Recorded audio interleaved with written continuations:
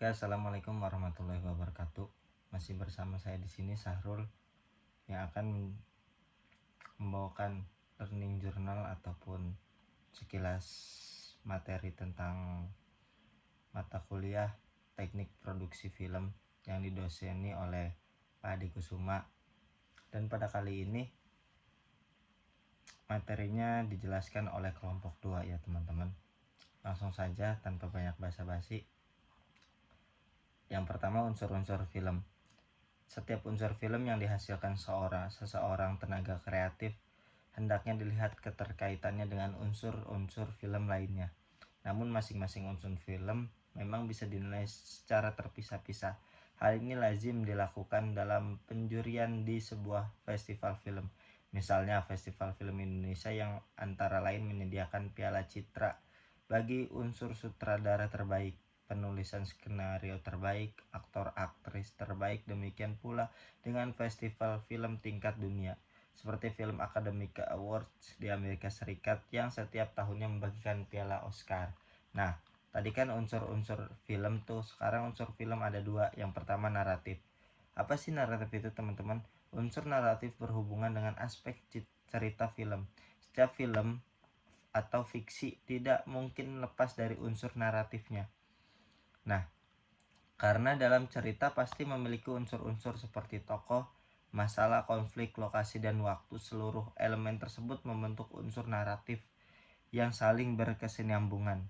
Ya, secara keseluruhan elemen-elemen tersebut saling berinteraksi satu sama lain untuk membentuk sebuah jalinan peristiwa yang memiliki maksud dan tujuan tertentu. Nah, yang kedua, tadi unsur naratif, yang kedua unsur sinematik. Unsur sinematik merupakan aspek teknis dalam produksi sebuah film. Sinematografi adalah pelakuan terhadap kamera dan filmnya, serta berhubungan kamera dengan objek yang diambil gitu. Seperti editingnya adalah transisi sebuah gambar atau shoot ke gambar lainnya. Suara adalah segala hal dalam film yang mampu kita tangkap melalui indera pendengaran. Seluruh unsur sinematik tersebut saling berkesinambungan membentuk satu kesatuan film ya yang utuh. Nah, mungkin dari maksud tersebut yang dipaparkan ataupun yang dijelaskan gitu tuh ya, sinematik itu lebih ke pengambilannya gitu tuh. Nah, nanti di pengambilannya itu terdapat unsur apa aja gitu, mereka itu saling berkesinambungan.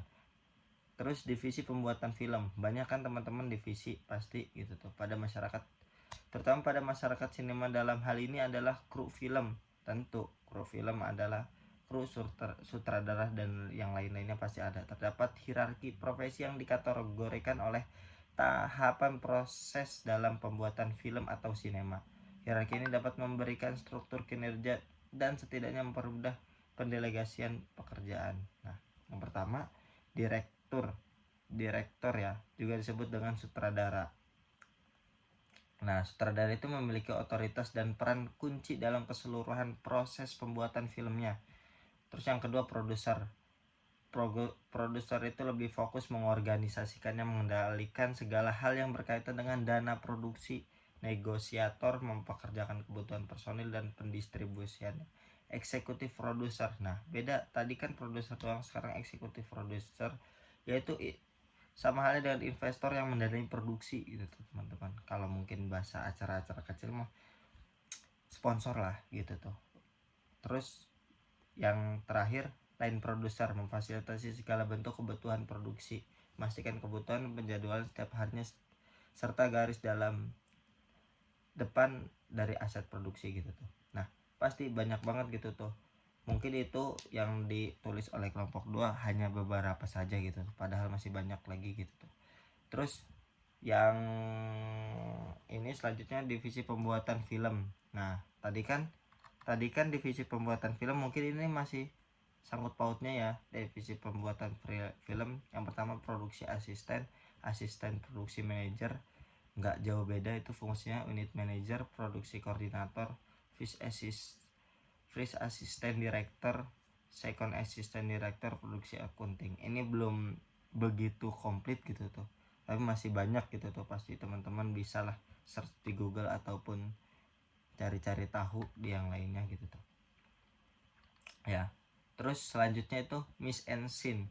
Mise en scene itu merupakan salah satu unsur yang paling penting dalam tahapan elemen sinematik terhadap dalam film. Mise en scene sebagai unsur pendukung yang memegang peran kekuatan tersendiri di setiap aspek cerita di dalam sebuah film. Mise en scene juga yang terdapat dalam film terdiri dari 4 aspek. Yang pertama setting layar, setting yang lainnya gitu. Kostum atau tata rias, yang ketiga pencahayaan, pemain dan penggerakan. Nah, mise en scene juga masih banyak gitu. Yang tadi cuma sebagiannya saja gitu. Ada mise en scene latar, setting layar gitu, tata rias wajah, pencahayaan, aktor dan penggerakannya mungkin teman-teman ngerti lah gitu tuh ya. Terus ada lagi sinematografi. Sinematografi yaitu sebagai ilmu tahapan merupakan bidang ilmu yang membahas tentang teknik menangkap gambar gitu tuh. Yang tadi dijelaskan pertama ya, sinematografi lebih ke menangkap gambarnya gitu. Mau pakai unsur apa, mau pakai ceritanya bagaimana, itu ngaruh banget gitu tuh. Menggabungkan gambar, menangkap gambar, terus menggabungkan tersebut sehingga menjadi rangkaian gambar yang dapat menyampaikan ide atau gagasan, dapat mengemban ceritanya gitu tuh. Salah satu tugas sinematografi adalah menjadikan gambar menjadi bahasa visual kepada audiens gitu tuh. Nah, pesan-pesan gambar itu adanya di sinematografi gitu tuh, karena menangkapnya di situ gitu.